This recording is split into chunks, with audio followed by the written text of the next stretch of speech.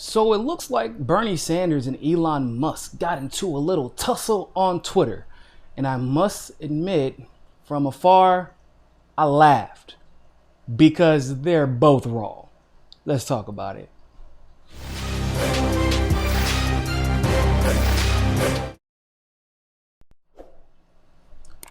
So Elon Musk and Bernie Sanders got into a little tussle on Twitter, which eventually evolved into Rose Twitter and Yang Gang Twitter going at it as well.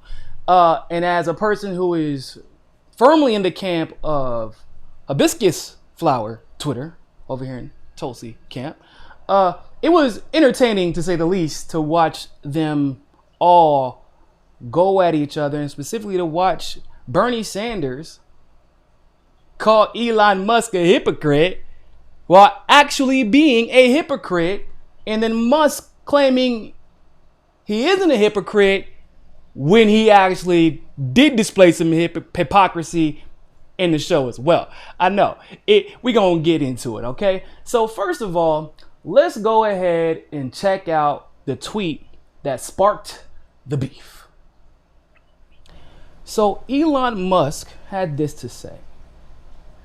He says another government stimulus package is not in the best interest of the people, in my opinion. Now, in a vacuum, that tweet is pretty atrocious, right? But see, here's the beautiful thing about Twitter. Sometimes people they scroll down and you can post these threads so that if you can't fit everything into one tweet, or you feel like it might be a separate thought, you can just link it to the same tweet, but create a whole nother tweet at the same time. Did y'all know y'all could do that? Because that's what happened. Now, unfortunately, Bernie didn't see that, and he responded to Elon Musk, and was just vicious with it. He said, "What a hypocrite. Elon Musk has received billions in corporate welfare from U.S. taxpayers. Now he wants to stop 30 million Americans who lost jobs from receiving $600 a week in unemployment benefits, while his wealth has gone up by 46.7 billion over the past 4 months. Pathetic." Wow. Those are some strong words. Now, let's move on to the next tweet, because there were actually people who were kind of smart enough to realize what I told you at the beginning of this conversation, which is sometimes people post threads and you should never just stop at the first tweet. You should probably look at the whole thread, because if you actually read Elon Musk's thread, like our friend here, Scott Santens, who is, Scott Santens, I don't know why I say Hastings, Scott Santens, who is an expert in UBI, Elon Musk actually said, another government stimulus package is not in the best interest of the American people, in my opinion. But he goes on to say, as a reminder, I'm in favor of universal basic income. Also, he goes on to further clarify, the goal of the government should be to maximize the happiness of the people. Giving each other money allows them to decide what meets their needs rather than blunt tool of legislation, which creates self-serving special interests. Do we got, what's the next one? What do we got? What else we got left? Is that the one where he actually talks about special interests too? Yeah, right. Yeah, go ahead and put that one up too. Because in case Bernie was even more curious, and the rest of the people that were like jumping on the attack Elon for supporting UBI bandwagon, he even says, in case, once again, it needed more clarification, these are jammed to the gills with special interest earmarks. If we do a stimulus at all, it should just be direct payments to the consumer.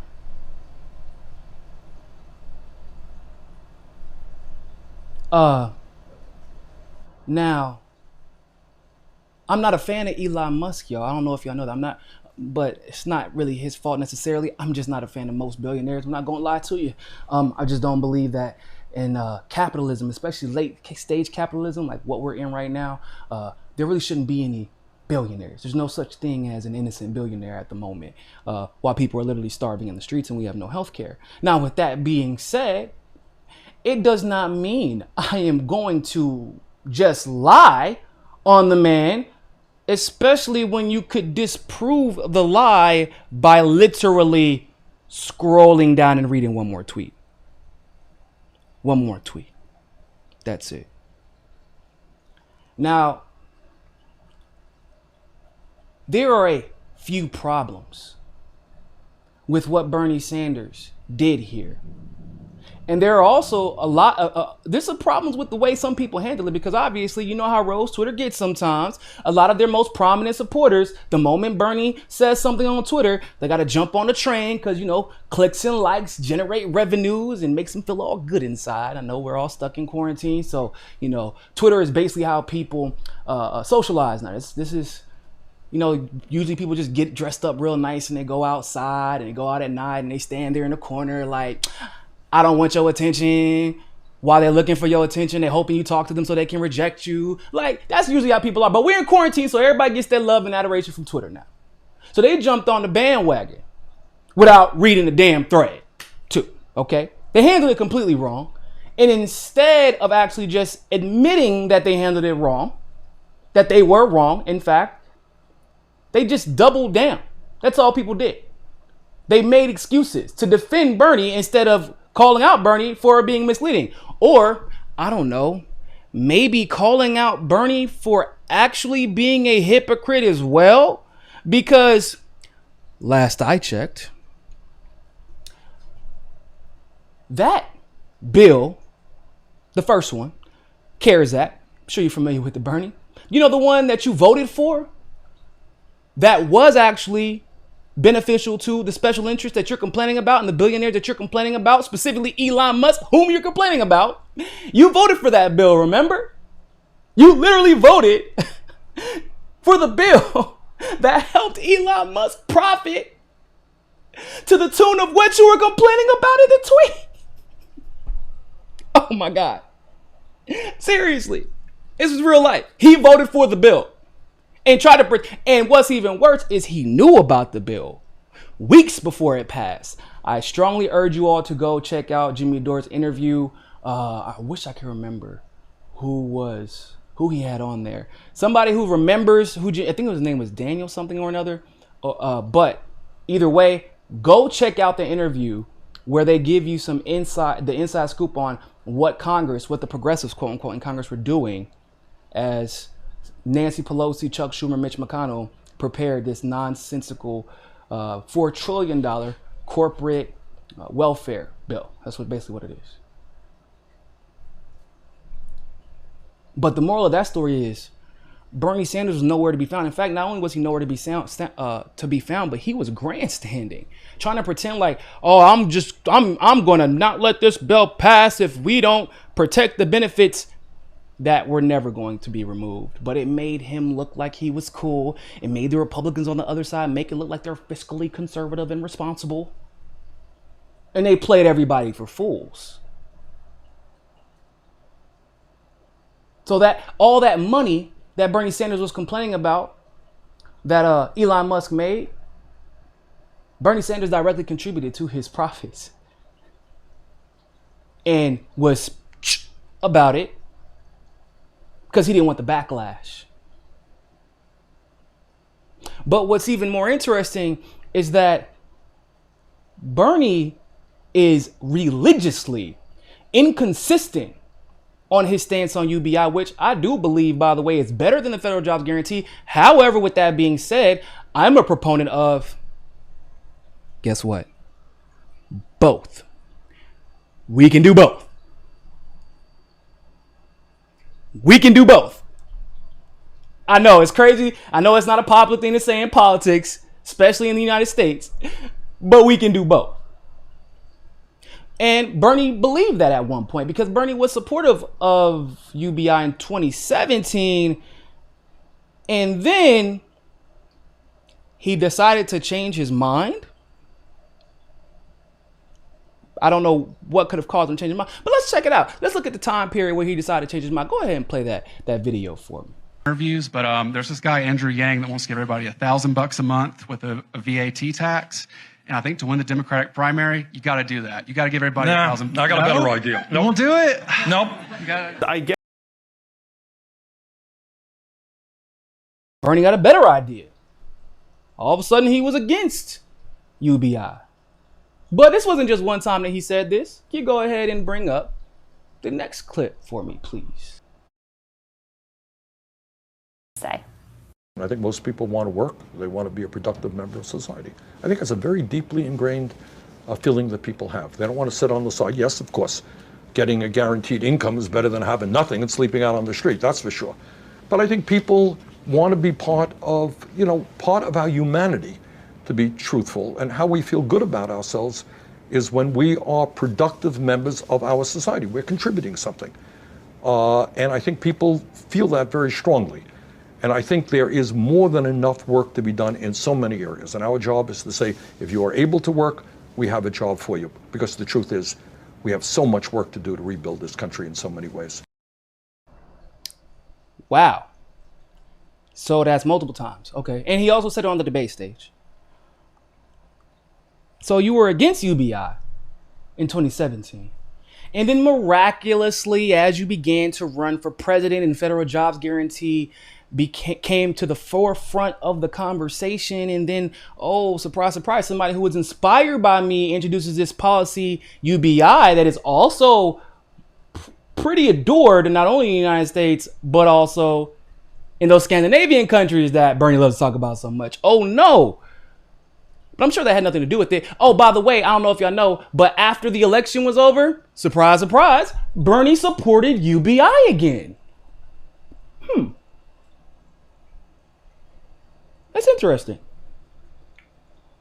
What do you think made Bernie change his mind in literally 3 years? Changed his mind twice in 3 years. 2017, and 2019, and then 2020. Was there some major event that happened between 2017 and 2020 that might have potentially influenced Bernie to change his mind on UBI conveniently as somebody who was also running for the same position introduces UBI? Yeah, it's called the election, people.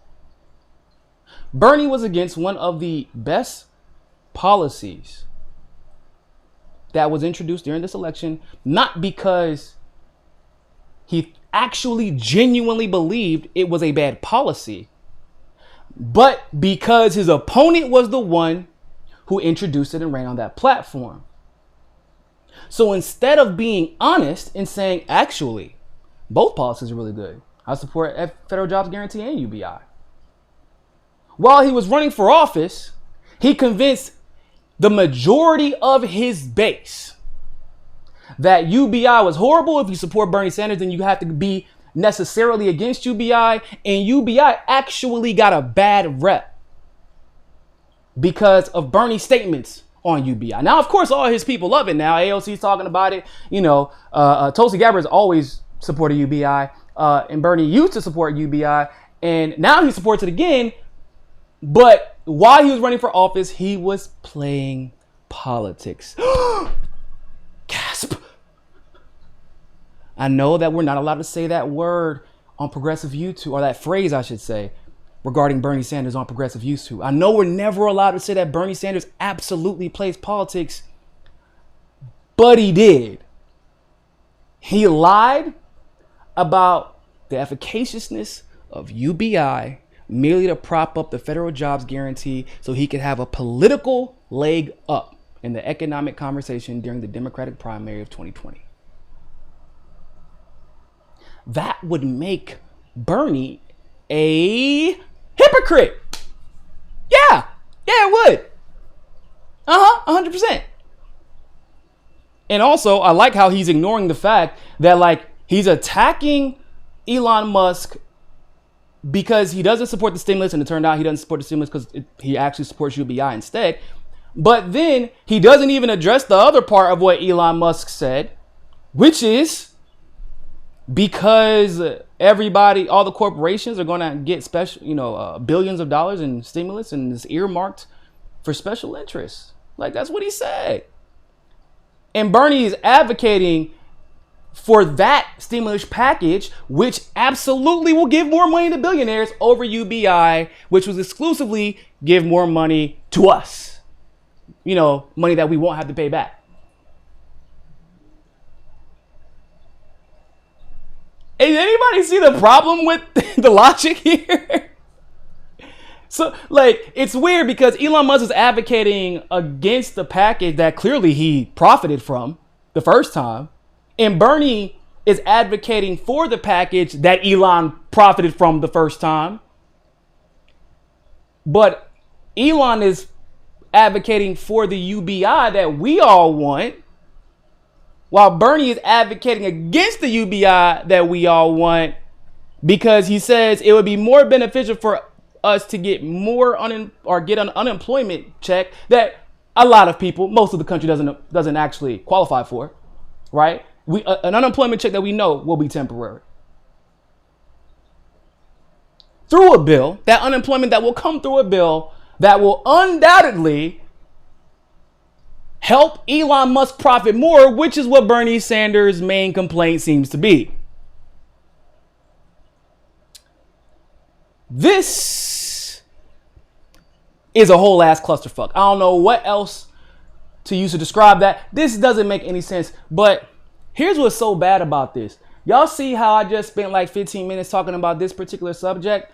What is so wild about this is that's exactly what Rose Twitter did. As they were distracted by what Elon Musk said that wasn't even what he said, but he actually said something that was really, really, really egregious. And in true Bernie Sanders fashion, he ignored the imperialism. Can you bring up the last tweet that Elon Musk put out regarding this issue? So somebody called out Elon Musk for something that they should have actually called him out for, which is his profits from the coup in Bolivia. They said, it was Armani, he said, you know what wasn't in the best interest of the people? The United States government organizing a coup against Evo Morales in Bolivia so you could obtain the lithium there. Facts, facts, and facts. I'm going to start calling Armani Facts McGee. Okay? Elon Musk's response to that was, we will coup whoever we want. Deal with it. Are you kidding me? You know, the man who was saying this is the same man whose company had their stocks skyrocket after the coup in Bolivia, because Bolivia is part of what's known as the lithium triangle: Chile, Argentina, Bolivia. China was kind of gaining control through these crazy ideas. I know it's a practice that Americans aren't familiar with. They're called bilateral negotiations, where they both mutually benefit from China's involvement in the lithium organization there. I know that's weird for Americans to hear, but it's a thing. We just never heard of it. Now, America only really had control somewhat over Bolivia, but then that was actually about to be taken away because of their beef with Evo Morales, because Morales wanted the lithium to be used more so for the people, and then China was willing to take less to be in that region, and so America had to do what it does. Now, lithium is a key ingredient to this little thing called a battery, you know, the same battery solely used to power Tesla's electric automobiles. Now, I think that you and I would both agree that was probably the most egregious thing that Tesla has ever tweeted. Not just in this thread, but ever tweeted. It is directly involving a coup that specifically helped his company. And once again, like I said, in true Bernie fashion, he ignored the blatant, arrogant imperialism to score some cool points with Rose Twitter. and the resistor crowd over a tweet that was actually advocating, he claimed he was trying to secure money for the special interests and was trying to screw the American people, but that wasn't what it was. He was actually advocating for us to get money, which, by the way, the U.S. economy always does the best whenever you empower the consumer rather than empowering the corporations. This is a fact. The middle class was the strongest whenever minimum wage laws were actually being followed before we just completely undercut them. And by the way, I do want to say this before I go, as far as UBI is concerned. Bernie's previous statement, I should say, on UBI versus the federal jobs guarantee, where he says, I believe that people want to be productive members of society. They want to contribute. Even though they want, free money might be good to them, but they want to contribute, they want to be productive, and there are plenty of jobs to do. Question real quick. How would the federal jobs guarantee be working out like right now? You gonna go show up to the federal jobs guarantee office in your federal jobs guarantee mask? Or if you're like myself, you have asthma, where I wouldn't be able to work in the federal jobs guarantee system. Not right now. I might die, quite frankly. And guess what would sustain me if I couldn't work in the federal jobs guarantee system? Oh, that's right, UBI. But also, that's one of the most ridiculous Republican right-wing fallacies pushed by Bernie Sanders, that somehow receiving UBI every month will make you less productive as a citizen. I've discussed this many times on my show, but some of you all might be hearing this for the first time. I am a retired military veteran. Retired from the Army in about 3.5 years because I got asthma while I was in the Army. Couldn't run no more. I used to run a 12-minute 2-mile. Let's just say it wasn't 12 minutes by the time I left, okay? Let's leave it at that. I don't need your judgment. Either way, it's not the point. The point is, with retirement, you do have the privilege of receiving a paycheck that varies in amount depending on how disabled you are every month. Now, receiving that paycheck, after I received that paycheck, y'all know what I did? My lazy ass went to the University of North Carolina at Chapel Hill, where I double majored in comparative politics and Portuguese. And I also, my lazy ass, started the largest Bernie Sanders organization in the country. And then my lazy ass started the DNC fraud lawsuit. And then my lazy ass became a journalist because I had the free time to learn the craft and the extra money to pay my bills. My basic bills are being paid. And so even though I had to sacrifice, I still had extra time to spend because I didn't have to spend that time working at a part-time job to pay those bills. And then my lazy, unproductive ass decided to start a political media network where my lazy, unproductive ass was producing 25 to 30 videos a week, where my lazy, unproductive ass then got a radio show. And you know what? I'm starting to think that it was actually my retirement check that I get every month allowed me the freedom to pursue the career that I actually wanted to do rather than the career capitalism demands of me in order to pay my damn bills that are going to come in every single month, regardless of economic success or a goddamn quarantine or a pandemic.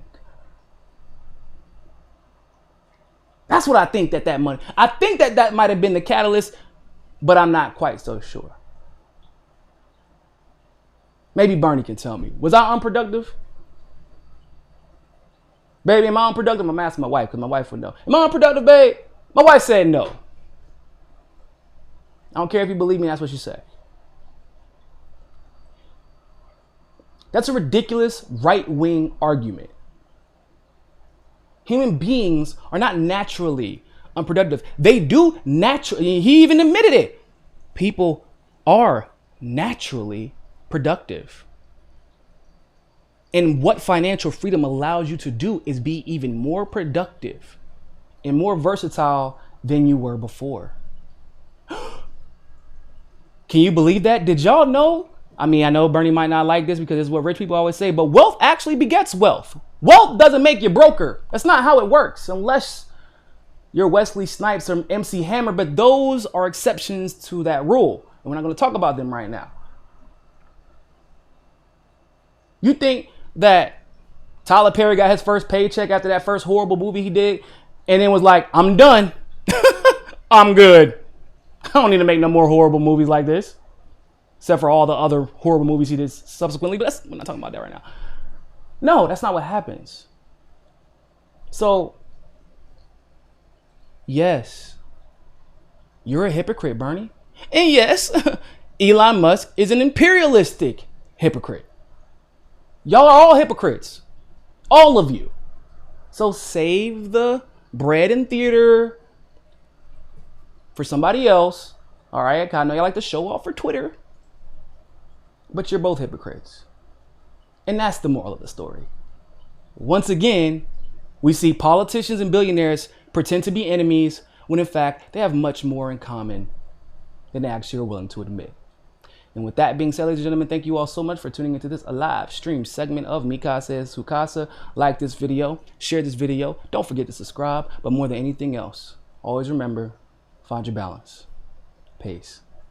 If you like that segment of Mika Says Su Casa, don't forget to like the video and smash that subscribe button. Want access to members only live streams, behind the scenes footage, and other premium content? Well, you can endorse us on Rockfin Premium, become a patron through Patreon, or you can sign up for the MCSC Premium membership through YouTube. All the links are in the description below.